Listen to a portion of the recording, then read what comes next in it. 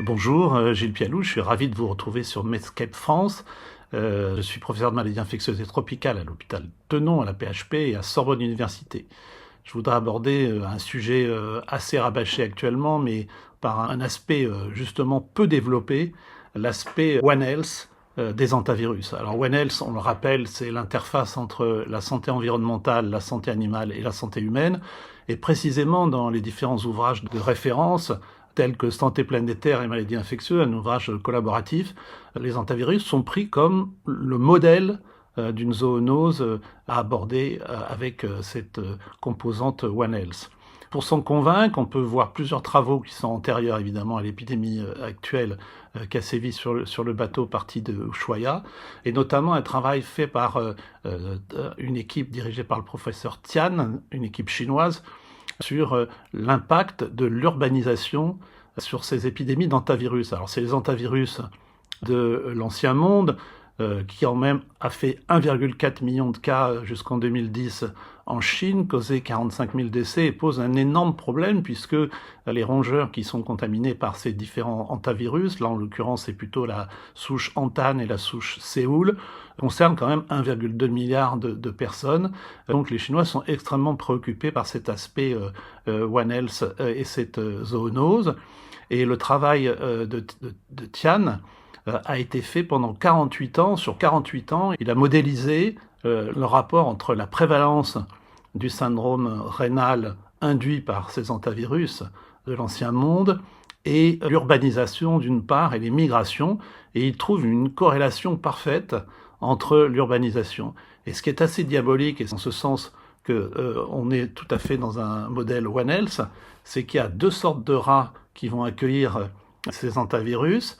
Il y a, je prends mes notes, Rattus norvegicus, qui est très fréquent dans le monde, qui lui va prospérer dans les villes qui sont urbanisées. Et puis vous en avez un autre, Apodemus agrarius, qui lui va proliférer au moment du déboisement et au moment de la conversion en terre agricole. Donc en fait, vous avez un double mécanisme, l'urbanisation qui fait rentrer des rats avec un antivirus et la déforestation et la désorganisation écologique d'un écosystème qui va faire proliférer un rat. Et cette corrélation a été établie donc dès 2018 par cette équipe chinoise. Alors pourquoi voir une importance dans ce phénomène? C'est qu'il va falloir évidemment, et les Guyanais l'ont compris, il y a un très joli papier de l'équipe de Loïc Epelboin, signé par Cyril Courgeot dans Médecine et maladies infectieuses, qui donne quelques pistes de prévention, notamment par d'abord l'information des populations sur les risques, et on va voir comment cette épidémie va impacter sur la prévention qui se fera auprès des touristes et des voyagistes de cette zone d'Amérique du Sud.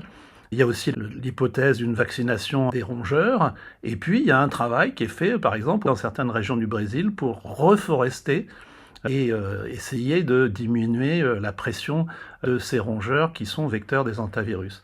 Alors en France, on a des données qui ont été publiées récemment dans Transboundary and Emerging Disease. Une équipe IRD notamment a fait la surveillance zoonotique dans les forêts de l'Est de la France entre 2020 et 2029 sur 1550 animaux.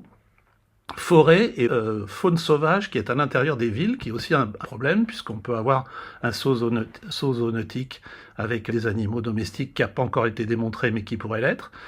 Il trouve précisément dans ces 1500 petits animaux la présence de bactéries, de virus, alors les leptospires en premier, les Bartonella, c'est pas une surprise, et aussi la présence de certains antivirus, notamment antivirus Séoul. Ce travail fait partie des éléments qui font développer une surveillance épidémique animalière, et comme l'avait dit très justement un anthropologue, Frédéric Keck, qui travaille beaucoup sur les zoonoses dans une tribune au Monde, cette ère des épidémies doit nous inciter à regarder les animaux comme des sentinelles et non comme des menaces. On peut imaginer, c'est un scénario possible parmi les scénarios qu'on nous demande souvent d'inventer en tant qu'infectiologue sur cette crise, qu'on soit dans un phénomène à reproduire tel que celui du Mpox, c'est-à-dire d'avoir des épidémies circonscrites, une épidémie en 2003 aux États-Unis, et puis ce qu'on a vu en 2022, donc 160 000 cas et 29 décès, c'est une des possibilités, mais c'est sûr que la prévention de ces hantavirus va passer essentiellement par l'information, la prévention et bien sûr la veille zoonotique. Je vous remercie.